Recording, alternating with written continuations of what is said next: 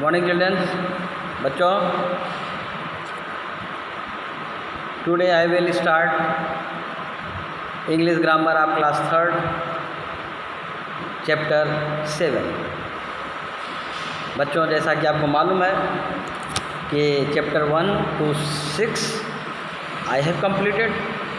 The previous day I have sent the video and the PDF of chapter 6. So today I will start chapter 7 of your textbook. Chapter 7 is pronouns. So all of you advise that open your book and go to page number 29. At the page when you will reach the page number 29, you will see at the top of the page chapter 7 and chapter name is pronouns. तो आप page number 29 पे जाइए और chapter 7 देखिए और pronouns आपको मिलेगा. So let's start. Open your book and I am explaining here. मैं आपको समझा रहा हूँ. चलिए देखिए. Read the following sentences. First you watch the book at the top that is written here. Read the following sentences, अर्थात इन sentences को आप पढ़िए. Read the following sentence means आप इस सेंटेंस को पढ़िए. तो चलिए हम पढ़ते हैं, आपको सुनाते हैं, पहले बाद में बताते हैं क्या है. पहले first you tell your lines. Read the following sentences. Priya is a little girl. Priya is a little girl. Priya is pretty. We can't write these sentences as Priya is a little girl, she is pretty. अब देखिए इसमें लिखा हुआ है, पहले इसको समझिए. Priya is a little girl. Priya एक छोटी लड़की है. देखिए आप लोग बुक खोल लीजिए. ये देखिए यहाँ पे देख रहे हैं ना. इसको देखिए. अब इसमें हम आपको पढ़ के सुनाते हैं. Priya is a little girl. Priya एक छोटी लड़की है. Priya is pretty. प्रिया बहुत सुंदर है. प्रेटी मीन्स सुंदर. प्रिया बहुत सुंदर है. We can write this sentences as E. अब इन्हीं सेंटेंस, अब देखिए यहाँ पे दो सेंटेंस में लिखा है. क्या लिखा है बच्चों?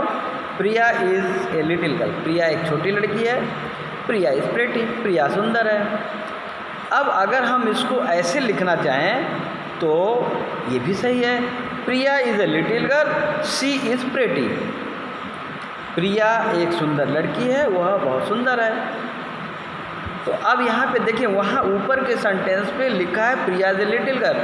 प्रिया एक छोटी लड़की है और फिर दूसरे वाले सेंटेंस में लिखा है प्रिया इज़ प्रेटी. अर्थात प्रिया दो बार आया है. दोनों सेंटेंस में प्रिया प्रिया आया है. तो हम अगर ऐसे करते हैं Priya is a little girl, she is pretty. Priya एक छोटी लड़की है, वह बहुत सुंदर है. तो इसका मतलब कि शी जो है वो प्रिया के लिए आया है. तो जो शी वर्ड आपको दिख रहा है वही प्रोनाउन हुआ. वही प्रोनाउन हुआ. उसी को हम प्रोनाउन कहते हैं. अर्थात इसका मतलब क्या हुआ? A pronoun is a word use in the place of noun. Pronoun एक ऐसा शब्द है जो किसी संज्ञा के स्थान पे प्रयोग किया जाता है. यहाँ पे देखिए प्रिया दोनों जगह आया था. तो प्रिया एक नाम है, संज्ञा है, तो इसके स्थान पे हमने प्रयोग कर दिया सी. तो इसीलिए यहाँ पे ये प्रोनाउन हो गया आपका सी. In these sentences we can retain she or Priya by writing like this. We have made our sentence book later, look later, better. तो अब हम इस तरीके से इसको करते हैं. तो क्लियर हो गया इतना. अब आते हैं एक एग्जाम्पल नंबर 2 में. देखिए लिखा है teacher. Anil show me the notebook. Teacher ने कहा बच्चों से, देखिए नीचे बना है या देखिए आप लोगों को चित्र ये देखिए देख रहे ना.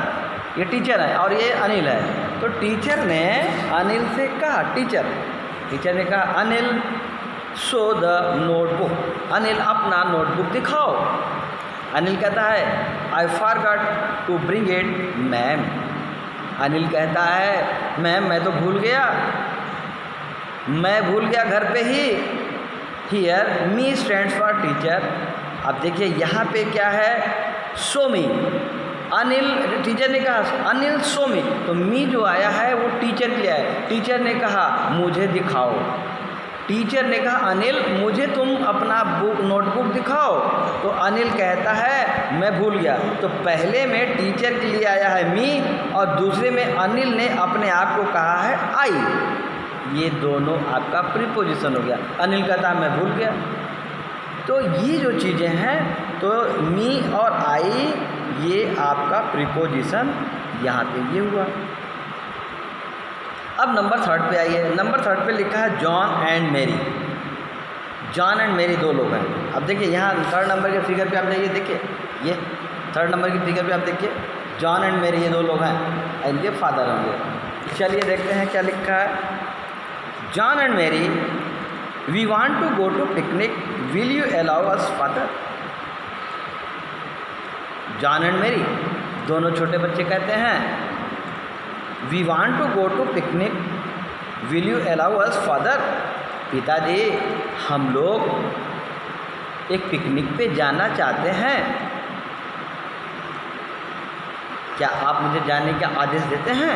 Father yes certainly. पिताजी हाँ क्यों नहीं, जाओ। तो अब देखिए यहाँ पे आपको मिलेगा क्या, you. Here we and us stand for John and Mary.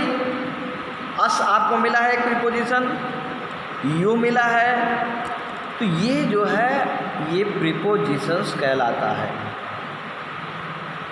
तो अब हमारे कहने का मतलब आप समझिए बच्चों, a pronoun is a word use in the place of noun. Pronoun एक ऐसा शब्द है जो किसी संज्ञा के स्थान पे प्रयोग किया जाता है। अब प्रोनाउन कौन कौन से होते हैं, I, me, we, us, you, he, him, she, her, it, they and them. ये कॉमन प्रोनाउंस है जो आपको हमेशा दिखाई देते हैं, आपके सेंटेंस में हमेशा मिलते रहते हैं। तो इस प्रकार से हम लोग इसको प्रोनाउंस को सीख गए। अब pronouns of kinds of pronouns में आपकी बुक में लिखा है, तो बहुत से काइंड्स होते हैं। Reflexive pronoun, proper pronoun, possessive pronoun, demonstrative pronoun. लेकिन आपके जो बुक में लिखा है वो आपके बुक में बस इसके बाद सीधा सीधा लिखा है रिफ्लेक्सिव प्रोनाउन।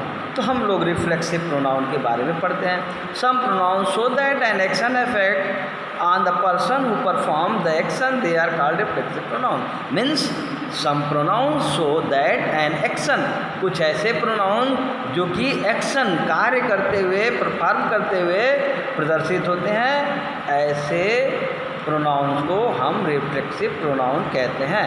रिफ्लेक्सिव प्रोनाउन में आपको क्या आता है, सिंगुलर रिफ्लेक्सिव प्रोनाउन में myself, yourself, himself, herself, itself. अब प्लूरल रिफ्लेक्सिव प्रोनाउन में क्या आता है, ourself, yourself, themself. तो इस प्रकार से हम रिफ्लेक्सिव प्रोनाउन को पढ़ते हैं। तो बच्चों आपकी बुक में जितने दिए थे उतना मैंने आपको समझा दिया। अब इसमें भरने का है, भरने वाला कल हम आपको PDF बना के भेजेंगे। तब तक आप इतना पढ़ते रहो। Okay, that's all.